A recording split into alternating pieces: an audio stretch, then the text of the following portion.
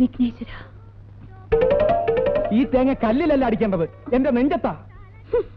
ഒരു sudden brake കൊണ്ടാ നീ എന്റെ ജീവിതത്തിലേക്ക് കടന്നു വന്നത്. എന്നിട്ട് പല ഫ്രോഡുകൾ കാണിച്ച് എനിക്ക് കിട്ടേണ്ട ജോലി തട്ടിയെടുത്തു. എന്നിട്ട് ഇപ്പോൾ ഒരു തേങ്ങയടി. എന്തിന്? തടസ്സങ്ങൾ മാറ്റാനോ? തടസ്സങ്ങൾ തുടങ്ങാനിരിക്കുന്നതേ ഉള്ളൂ. കലക്കും, ഞാൻ എല്ലാം കലക്കും.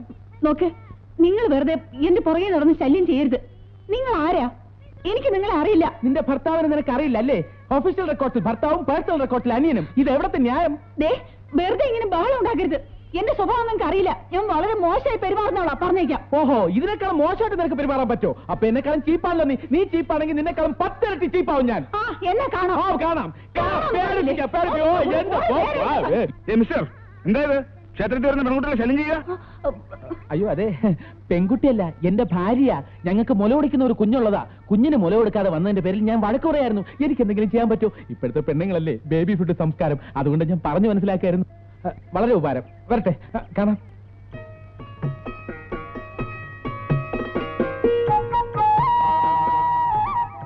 പോയോ? ഭഗവാനെ, അനീതിയുടെ ഒരുപാട് കഥകൾ പറയാനുണ്ട്. ഒക്കെ സൗകര്യം പോലെ നേരിട്ട് വന്ന് ബോധ്യപ്പെടുത്തിക്കൊള്ളാം. അഡ്വാൻസ് ആയിട്ട് ഇതിരിക്കട്ടെ. വിഘ്നേശ്വര.